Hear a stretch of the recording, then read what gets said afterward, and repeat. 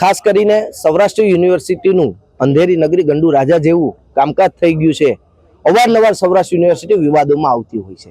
એમાં ખાસ કરીને સૌરાષ્ટ્ર યુનિવર્સિટીમાં પરીક્ષા લેવી અને પરિણામ જાહેર કરવું એ તો ખૂબ જ કહી શકાય ને કે ભગવાન જેવી સિસ્ટમ થઈ ગઈ કે આપણે ભગવાનના દર્શન ક્યારેક જ થતા હોય એવી રીતના સૌરાષ્ટ્ર યુનિવર્સિટીમાં પરીક્ષાના અને રિઝલ્ટનું જે છે એ ક્યારેક દર્શન થતા હોય છે। ત્યારે આપણે જોવા જઈએ સૌરાષ્ટ્ર યુનિવર્સિટીમાં જે LLB સેમ 1 ની પરીક્ષા 1 વર્ષ પહેલા લેવામાં આવી હતી, આજે વિદ્યાર્થી ચોથા સેમેસ્ટરમાં પહોંચી ગયો છતાં હજી સુધી પરિણામ જાહેર કરવામાં નથી આવ્યું। એટલે કે 1 વર્ષ વીતી ગયા હોવા છતાં આ સૌરાષ્ટ્ર યુનિવર્સિટીના વિદ્યાર્થીઓને પરિણામ મળતું નથી। આ ક્યાંક ને ક્યાંક સૌરાષ્ટ્ર યુનિવર્સિટીના સત્તાધીશોની મોટી ફેલિયર હોય એવું અમે માનીએ છીએ।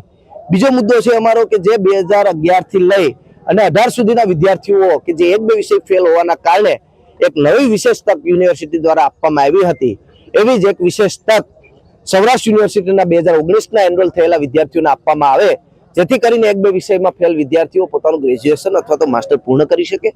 આ સિસ્ટમ જે સૌરાષ્ટ્ર યુનિવર્સિટીની અત્યારે જોઈએ છે હાલ, મને એવું લાગે છે સૌરાષ્ટ્ર યુનિવર્સિટીએ એના સત્તાધીશોએ એક દૃઢ નિર્ણય કરી લીધો હોય કે આપણે આ યુનિવર્સિટીમાં તાળું મારી અને પ્રાઇવેટ યુનિવર્સિટી ખોલી નાખવાની હોય એવું અમને લાગી રહ્યું છે। ત્યારે આજે યુનિવર્સિટીઓ વિરોધ કરશે કે ભાઈ આ રિઝલ્ટ તાત્કાલિક આપવામાં આવે।